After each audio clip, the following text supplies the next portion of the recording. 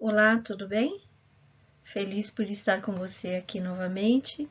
Eu sou a pastora Ana Ribeiro, terapeuta familiar sistêmica, conselheira cristã, dando continuidade à série Família. Hoje nós estamos no episódio 11. Se você ainda não assistiu, é a primeira vez, recomendo que você comece do primeiro. E hoje nós vamos falar sobre como lidar com os conflitos familiares que são inevitáveis. Sempre vai acontecer algum conflito, mas para todos tem saída. Então vamos orar e pedir que o Espírito Santo fale conosco. Senhor, eu te agradeço imensamente pela vida desse meu irmão e dessa minha irmã, desse meu amigo e dessa minha amiga. Peço que o teu Espírito venha, Pai, com a palavra revelada, a palavra profética. Clama a ti, ó Deus, para que o Senhor nos ensine a lidarmos uns com os outros, a superarmos as diferenças. Peço que o Senhor ensine para cada um como lidar com conflitos que surgem na jornada da vida, na jornada do relacionamento familiar. Peço graça, sabedoria e vida abundante para cada um. Fala, Senhor, com cada pessoa. Em nome de Jesus, está entregue a Ti essa gravação. Peço a unção do Teu Espírito Santo e a bênção do Senhor na transmissão e no recebimento dessa mensagem, em nome de Jesus. Amém. Vamos lá.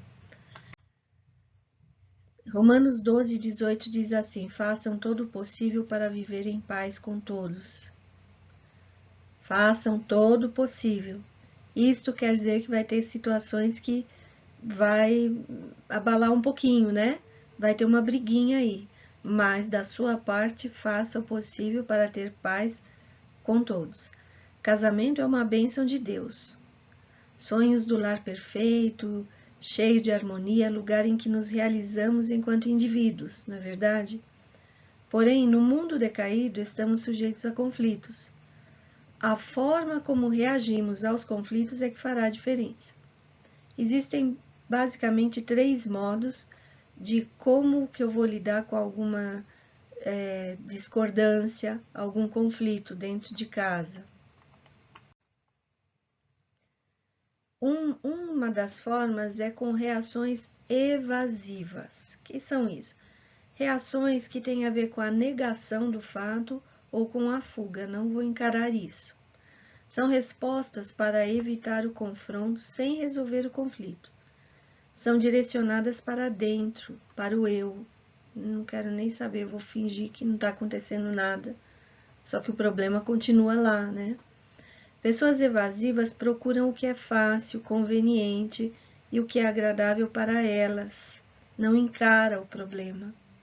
Às vezes você está recebendo uma chamada de atenção faz muito tempo por algum tipo de comportamento que você tem, que não é legal, que está prejudicando o relacionamento.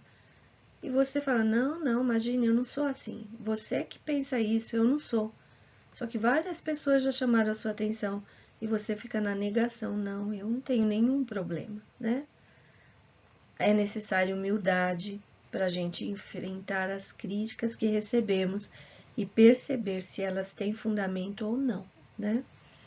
São direcionadas para dentro, então a pessoa não quer saber de resolver nada, não quer mudar, ela olha só para dentro. Pessoas evasivas vão sempre procurar o que é fácil para elas, o que é conveniente para elas. Preocupam-se mais com as aparências do que com a realidade. São pessoas que se tornam, com o decorrer do tempo, pessoas dissimuladas. A forma de reação evasiva pode ser a negação, né? Finge que está tudo bem. Está acontecendo uma porção de coisa, mas você finge, faz de conta, faz a cena de que está tudo bem. Ou a fuga. Sai de cena, encara o problema e sai fora. E problema seu, você que resolva, sabe? Sai de cena ou fogem mesmo até do relacionamento, chegando até mesmo ao divórcio. Em vez de encarar a situação e tentar resolver, já joga tudo pro alto, né? Por exemplo, fora da família, são aquelas pessoas que mudam de igreja por qualquer motivo. Tudo que eu estou fazendo nessa série é voltado para o relacionamento familiar, mas essas realidades são aplicadas a outros relacionamentos também. Tem pessoas que têm um problema lá no emprego, com o chefe, com o colega de trabalho, em vez de tentar resolver, mudar, fazer alguma coisa, pede a conta e vai embora. E depois fica aí sofrendo até achar outro emprego, né? De repente você saiu fora de hora. Deus não mandou você sair de lá, você saiu, vai quebrar a cabeça, né?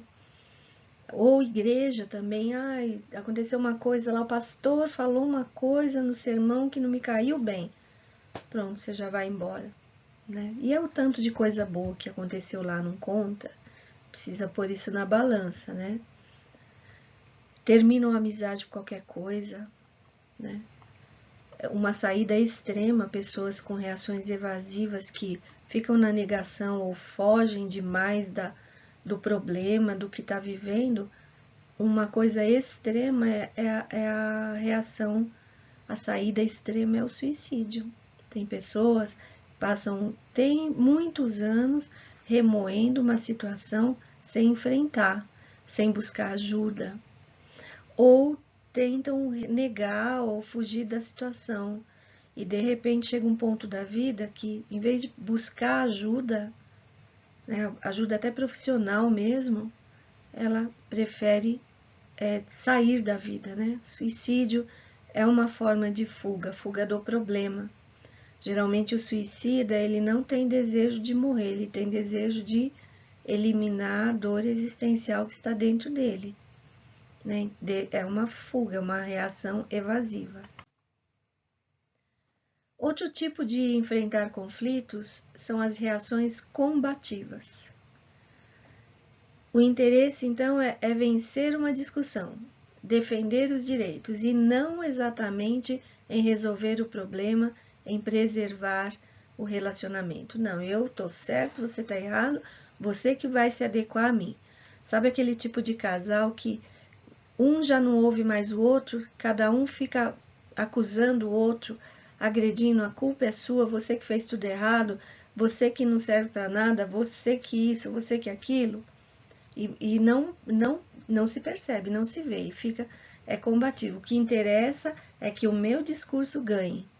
Aquele tipo de pessoa que só para de falar quando o outro parar, né? Ela porque quer que a opinião dela vença. Não está nem aí se a opinião dela é melhor ou não. Dentro da cabeça dela, a opinião dela é a melhor do mundo e a única, né?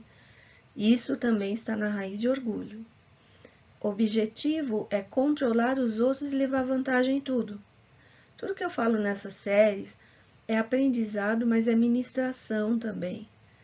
Entenda como exortação, você vai se examinar e ver aquilo que não está legal em você. Deus não te trouxe aqui para te acusar e pronto, agora ferrou sua vida.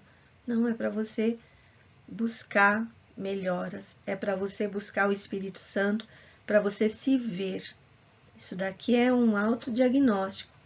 Vai se observar o que tem no seu comportamento e vai mudar tudo que precisar mudar.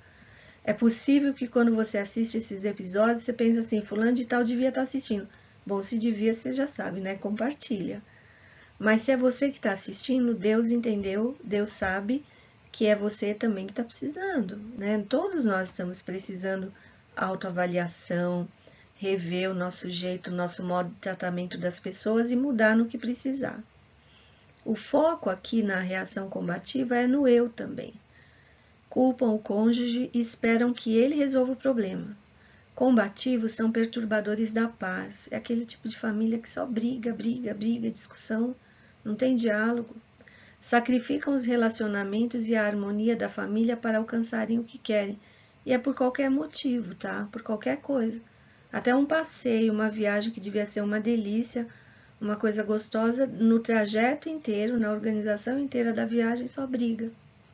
Perde-se a graça, né? Ataques verbais, críticas, implicância, difamação, ameaças, agressão física, litígio, né? Levar as questões aos tribunais, desconsidera o que a Bíblia diz sobre 1 Coríntios 6, 1 a 8, principalmente as brigas em igrejas, né? O assassinato é a forma combativa mais extrema, né? Tipo assim, eu vou fazer você calar de um jeito ou de outro. Vai lá e acaba com a pessoa. Geralmente os cristãos não chegam a isto, graças a Deus, mas cometem assassinatos de outra forma, como está escrito na palavra de Deus de Mateus 5, 21, 22. Aquele que odeia o seu irmão é homicida. E às vezes o ódio é tanto que você acaba matando, destruindo o seu casamento. É uma forma de matar, né? Existe a reação melhor de todas, que é a bíblica. São as reações pacificadoras. Melhor maneira para se lidar com o conflito. O foco não vai ser no eu, vai ser no nós.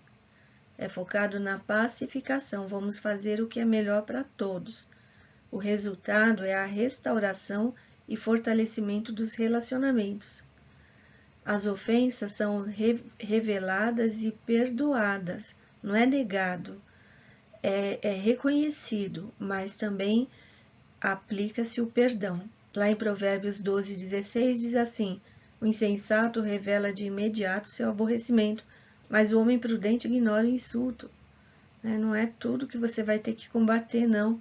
Você vai ter que relevar algumas coisas. Começar uma discussão é como abrir brecha num dique, por isso resolva a questão antes que surja a contenda.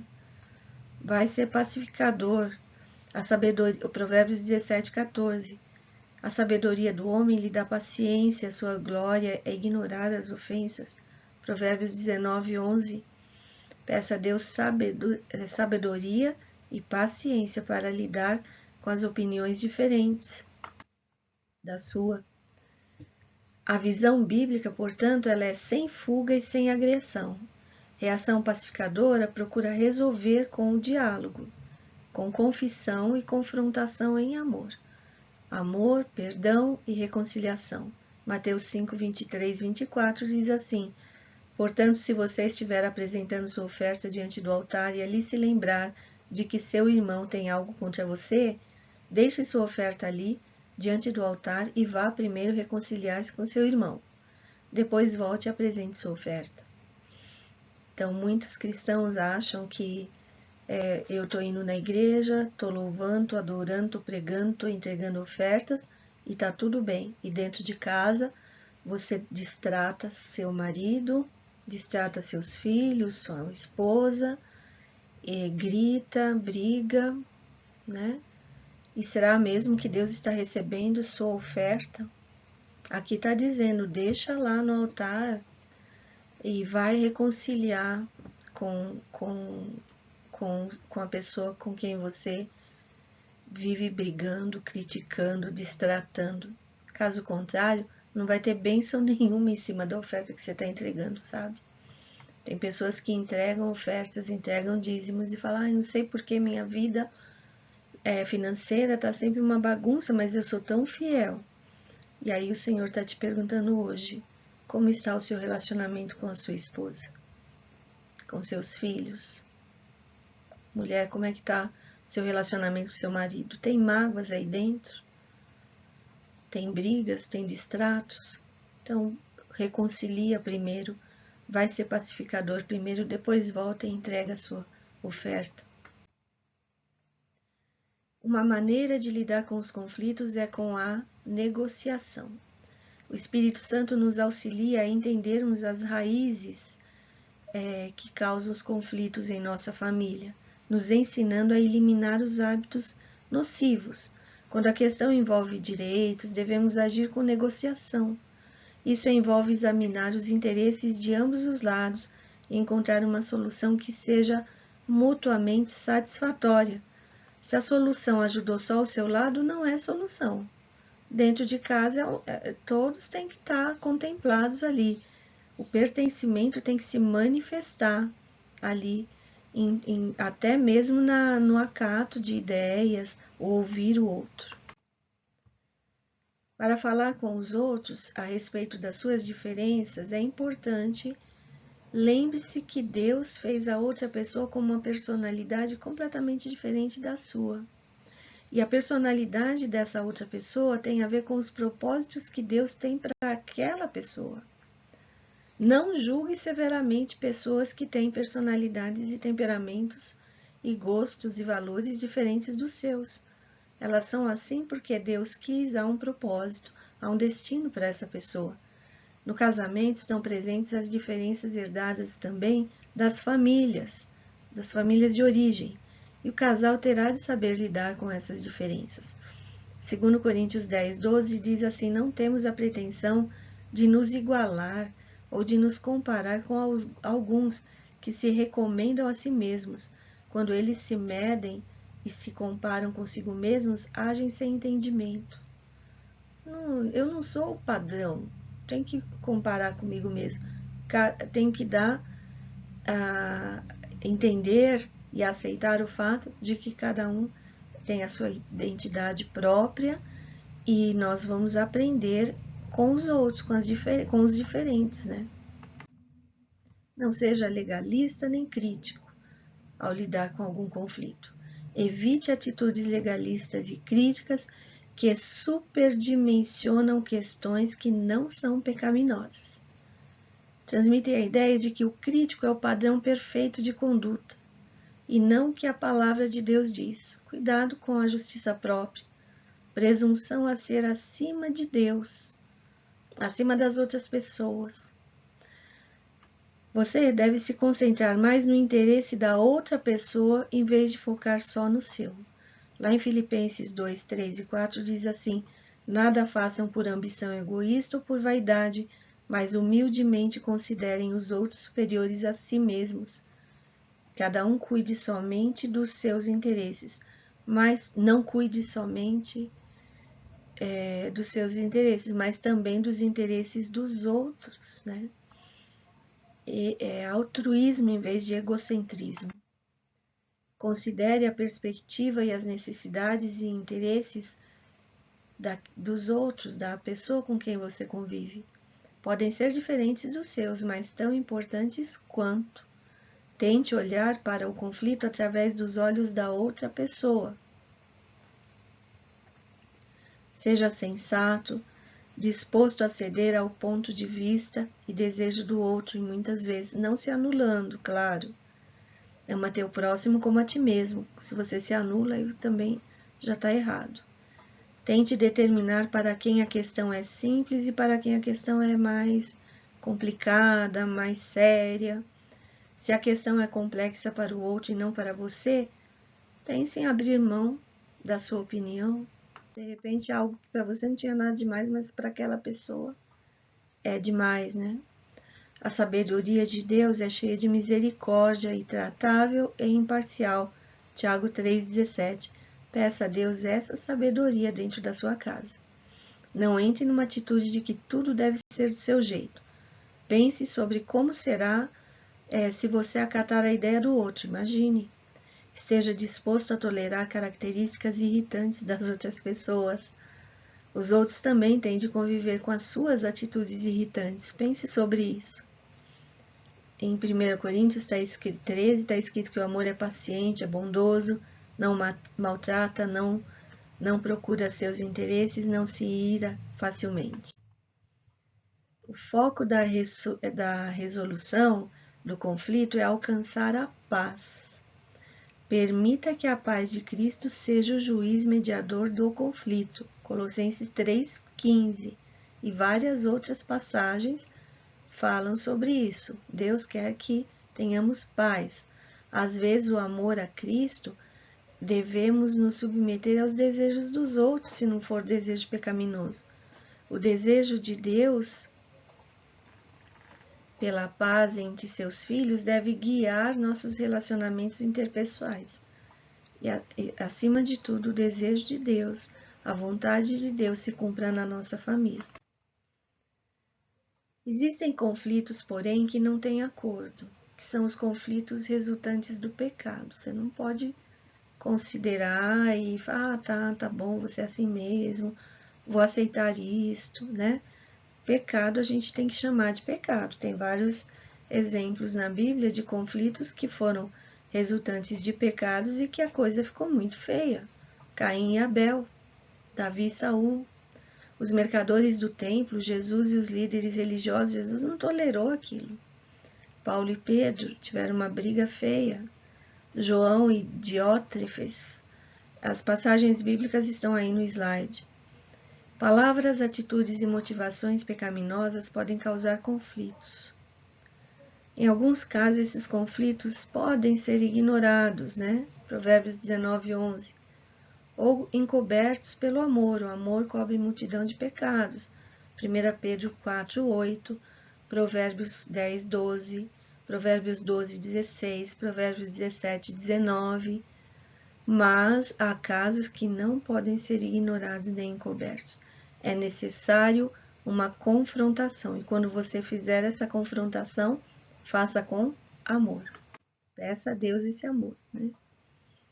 Se teu irmão pecar contra ti, repreende-o. Se ele se arrepender, perdoa. Lucas 17:7. Repreender significa falar seriamente, alertar a fim de evitar ou encerrar uma ação. Há várias passagens bíblicas que nos exortam a confrontar o comportamento pecaminoso. Haja com mansidão para a correção dos seus familiares, da sua esposa, dos seus filhos, do seu marido, visando o bem deles. Requer daquela pessoa que está em pecado arrependimento e mudança. Conflitos desse tipo, conflitos pecaminosos, não podem ser resolvidos se o pecador não concordar em se arrepender e mudar. É necessário confissão de pecados, para que você seja curado, para que a família seja curada. Está escrito em Tiago. Há conflitos resultantes de interpretações e abordagens, né? Nesses é necessário você ter certa tolerância. Ambas as partes devem suportar a diferença quando não for pecado. Devem ser resolvidos à luz da palavra de Deus. Ambas as partes devem estudar o que as Escrituras ensinam a respeito da questão sobre a qual discordam. Vamos procurar na Bíblia o que está dizendo. Irmãos que se consideravam fortes e podiam comer carne, e os que não podiam. Lá em Romanos 14 tem um exemplo disso. Então, a exortação de Paulo foi pacificadora. A solução básica para a resolução desses conflitos, que não são pecados, é a tolerância. Ambas as partes devem suportar a diferença, né? Então, escandaliza você me vendo comer carne, então quando eu for na sua casa, ou quando você vier almoçar na minha, eu vou fazer um outro prato, não vou fazer carne, né? Não vou polemizar também. O coração do justo medita o que há de responder, Provérbios 15:28, né? Então, para a resolução de todos os conflitos, escolha as palavras certas, certifique-se de manter um espírito manso durante a discussão. Tem a ver com ser humilde, tardio em irar-se. Quando ficamos irados demais, muitas vezes é porque amamos mais a nós mesmos do que a Deus. Será que a sua ira é uma ira santa, é uma ira que está vindo do Espírito Santo de Deus?